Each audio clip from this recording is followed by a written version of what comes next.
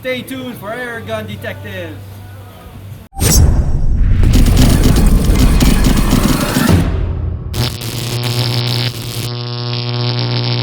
Welcome to another episode of Air Gun Detectives. Today we're going to take the mystery out of the Smith Wesson M&P 40 caliber.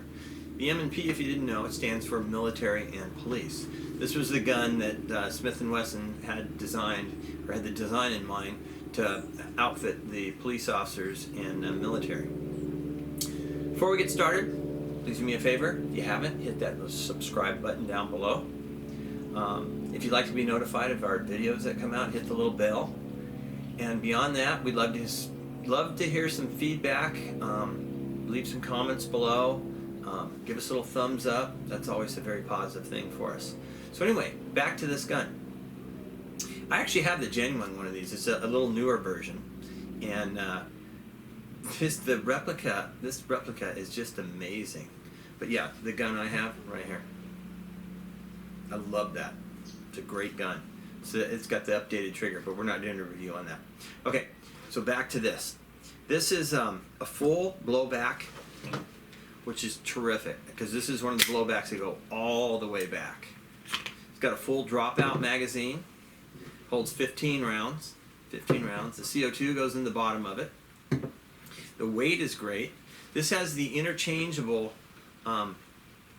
back straps, and to change those, it's just like the genuine one. You just rotate this piece right here on the bottom. You just pull that out. It doesn't kind of move quite as easy, but you pull this out just like that, and then these pieces on the back will actually come out. They actually come out this direction, just like this. See, they fold out this way and they come out. And then, if you like, you can change these out to different sizes. They give you different sizes, smaller,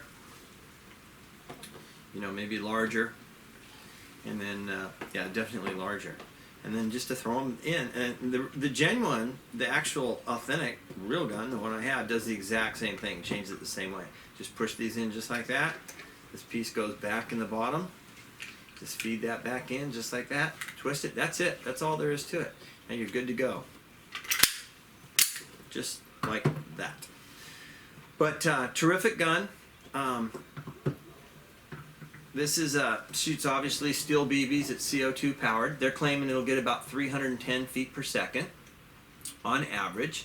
This has the 3 white dot sights, and it has a very low profile. When you're holding it in your hand, it just seems like it's very slick. It feels really good in the hand.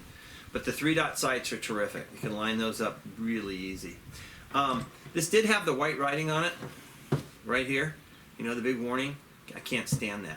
So again, I might have mentioned this before, the Krylon Flat Black is a good paint for this. It blends in really well. And what you would do is just kind of mask off the area that specifically has the white writing, and then just where the natural edges are, and then just do a couple of light coats on it, and I'm telling you, it pretty much disappears. So anyway, so our M&P 40 here, we're going to go ahead and test this. So far, I'm impressed. But let's take it out in the field and put it through the gamut and see how it does, and then we can come back and talk about it and rate it. So hang on for the next segment. We got our Smith & Wesson here, our M&P 40, and let's see what type. I got a fresh magazine, fresh CO2. Let's see what type of feet per second. They're advertising 310 feet per second. Let's see what we get over the chronograph. All right, shot number 1. It'd help, I guess, if I pulled the slide back. Shot number 1, 320. Not bad. Shot number 2, 315. I love the trigger on this. All right, next shot, 295. Let's do 2 more. All right, and our next one is 293, and let's finish it out with 1 more.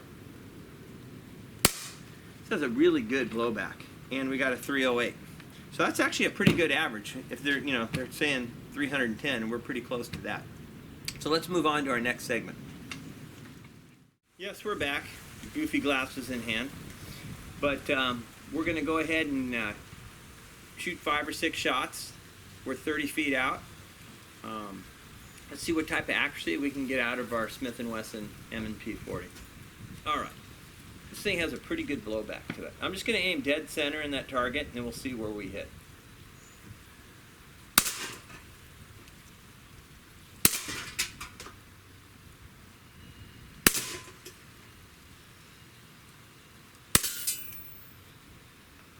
And here's 5.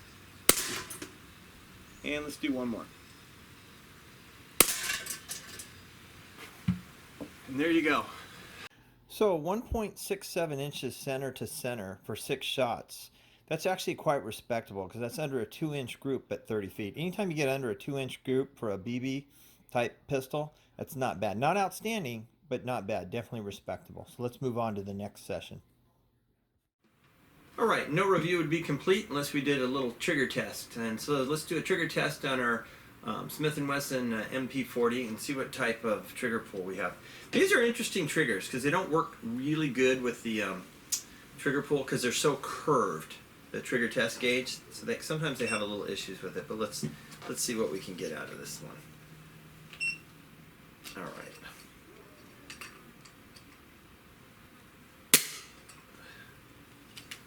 There you go. 4.2 pounds. Can't beat it. Great little gun. Let's move on to our next segment. You know we have to complete every review with plinking because that's why you buy these guns. These aren't precise target shooters. You can't hunt with these things. You can't even really eliminate pests with these, not even little rodents. These are for plinking. So we got to show you how well they plink. So this gun feels very good in the hand. And as we talked about before, you can get the different backstraps for it, so you can really customize it. So let's see how well we can plink with this thing. Let's see. We'll start at the bottom. So far, so good. Okay.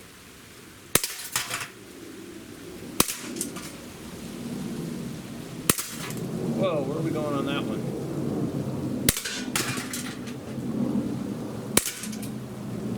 Okay, one of these have got to go. There we go. And, come on, we got to get that sucker. There we go. All right. That's our M&P 40 Smith & Wesson in action plinking. Stay tuned for our next session. Okay, now it's time to wrap up our review with our conclusion here. Well, you saw how our Smith & Wesson MP40, you know, with the M&P, military and police, performed. I would say it performed pretty well. I mean, we're talking about a BB pistol here. We got the velocities. Over 310 is what they were claiming. We averaged 306 feet per second, so we got the velocity. The accuracy for a BB pistol was not bad. I love the trigger. I love the customization that you can change the backstraps on this, larger, smaller, whatever you need to fit your hand. If you've got a smaller hand or a larger hand like mine, you can accommodate it by changing this backstrap. And this is a really good replica. As I said in the intro, I have this gun. It's a little bit newer version, but they're a spit and image. It's amazing. Great gun. I have the new 2.0 with a really nice trigger, but we're not, as I was saying in the beginning, we're not reviewing that. We're reviewing this. This gun is terrific. I mean, it has the full blowback, which we showed you, which it goes all the way back, which a lot of them don't. And it's got a solid blowback. I mean, this thing comes back hard, and that's what you want. Especially, you know, you can use this gun to practice with. In fact, as I was saying, since I have the real one, this gun, I had this before I had the real one, and this gun actually inspired me to go purchase the other one. But I practice with this. I practice pulling it in and out of the holster, developing what we call muscle memory. Muscle memory is when you train yourself in repetition, like you're going in and out of a holster, you make it automatic. That way, if you get in a life or death or really stressful situation, that you don't think about it, you automatically do that. And I can contest that. I've been in a officer-involved shooting, fatal shooting, which I actually had to use lethal force. It was a very stressful situation. But the funny thing is, I never remembered pulling the gun from the holster. It was just automatic. And what that was is from all the training of going in and out of the holster, all the repetitions, back and forth, and you become a lot more proficient. Well, you can practice with one of these doing the same thing, and that is still going to be instilled in your head. So when you get in a stressful situation, you're going to know how to react. So that's what's a plus for these, because they can help. They're a great training tool. They add to training. Nothing's a replacement to actually shooting the real firearms and going through that, but this is a good training tool. Anyway, as we said, we got the 300 and some feet per second. I don't know if I talked about this, but I took the white writing off this. It's so irritating. I might have said it at the beginning. Krylon flat black works great. You can just mask that off and do a couple little coats on there and you're good to go. How many shots per CO2? You probably get about 70 to 75 decent shots out of your CO2. And it's going to depend on weather. Remember, CO2 depends on weather. Summertime is the greatest time to be shooting CO2s when you have nice warm weather. So as we talked about before, we average about 306 feet per second. Our accuracy was not too bad. It was actually pretty good when as you saw when we were plinking. This one shoots pretty close to point of aim. I think it was shooting a little bit low. We just had to compensate for that. Other than that, I think it's a great gun. It really is. And I'm going to give this 4 stars. Without a doubt, it's going to get 4 stars. So do me a favor, if you hadn't, please subscribe. Hit the bell if you want to be notified of the new videos that we release. I'm trying to release one a week for you, and I'm trying to do a variety of different guns. I'd love to hear some feedback. If there's something special that you guys want to see reviewed, I'd be happy to consider it.